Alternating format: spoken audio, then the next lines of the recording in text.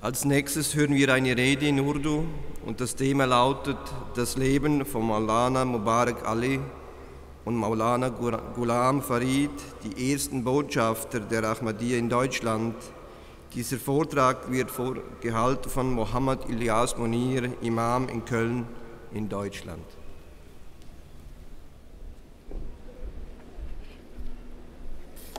Assalamu alaikum. Ashhadu an la ilaha illallah wahdahu la sharika lah wa ashhadu anna Muhammadan abduhu wa rasuluh. Amma ba'du fa'udhu billahi minash shaitanir rajim. Bismillahirrahmanirrahim. Yu'minuna billahi wal yawmil akhir wa ya'muruna bil ma'ruf wa yanhauna 'anil munkar وَيَنْهَوْنَ عَنِ الْمُنْكَرِ وَيُسَارِعُونَ فِي الْخَيْرَاتِ وَأُولَئِكَ مِنَ الصَّالِحِينَ۔ سورہ آل عمران کی آیت number 115 کا ترجمہ اس طرح سے ہے، وہ اللہ پر ایمان لاتے ہیں اور یوم آخر پر اور اچھی باتوں کا حکم دیتے ہیں اور بری باتوں سے روکتے ہیں اور نیکیوں میں ایک دوسرے سے سبقت لے جانے کی کوشش کرتے ہیں، اور یہی ہیں وہ جو صالحین میں سے ہیں۔ حضرات، آج کے اس اجلاس میں ان دو بزرگوں کا تعارف کروانے جا رہا ہوں جنہیں سرزمین جرمنی پر غلامان مسیح موعود علیہ السلام کی حیثیت سے سب سے پہلے قدم رکھنے کی عظیم تاریخی سعادت نصیب ہوئی، اور جنہوں نے دراصل وہ بیج اس سرزمین پر بویا جو آج ایک سدا بہار درخت بلکہ گلستان کی شکل اختیار کر چکا ہے، اور ہم سب اس کی بہار سے لطف اندوز ہو رہے ہیں۔ میری مراد حضرت مولوی مبارک علی صاحب بنگالی اور حضرت ملک غلام فرید صاحب رضی اللہ عنہما سے ہے، جو جرمنی میں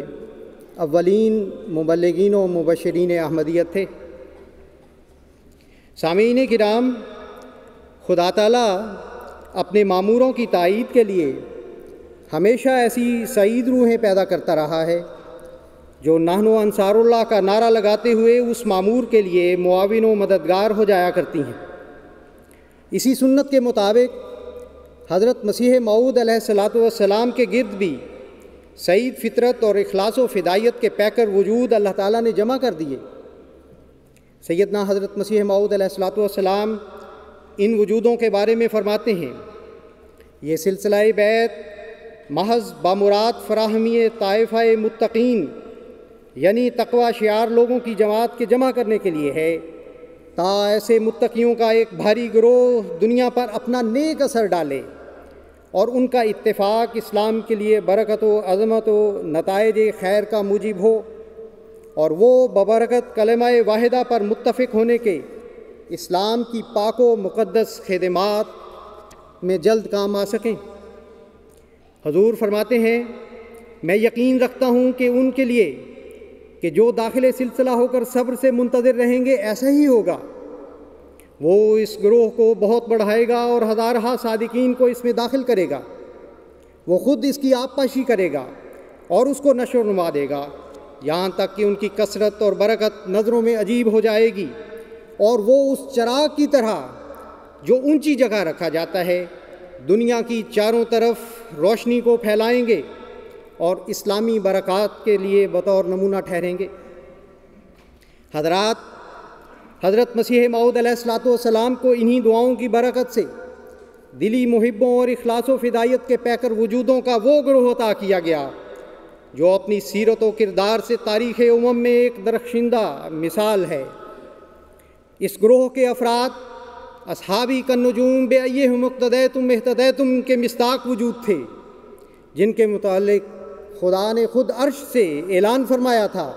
کہ ینصرک رجال نوحی الیہم من السماء، اور یہ وہ مبارک وجود تھے جنہوں نے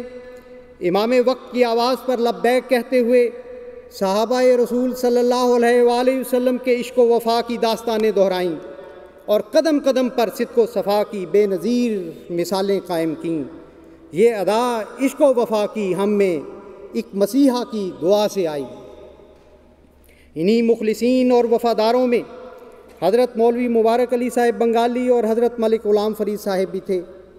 جن کا آج کی اس مجلس میں ذکر خیر ہو رہا ہے۔ حضرت خلیفۃ المسیح الخامس سید اللہ تعالیٰ بنصرہ العزیز نے مسجد خدیجہ برلن کے افتتاح کے موقع پر ان ابتدائی مبلغین کی یاد ہمیں ان الفاظ میں دلائی تھی۔ حضور فرماتے ہیں، میں یہ ذکر اس لیے کرنا چاہتا ہوں تاکہ نوجوانوں، بچوں اور نئے آنے والوں کو بھی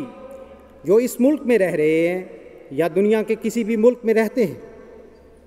اپنی تاریخ کا کچھ پتہ لگے، تاکہ ان مبلغین کے لیے دعا کی طرف بھی توجہ پیدا ہو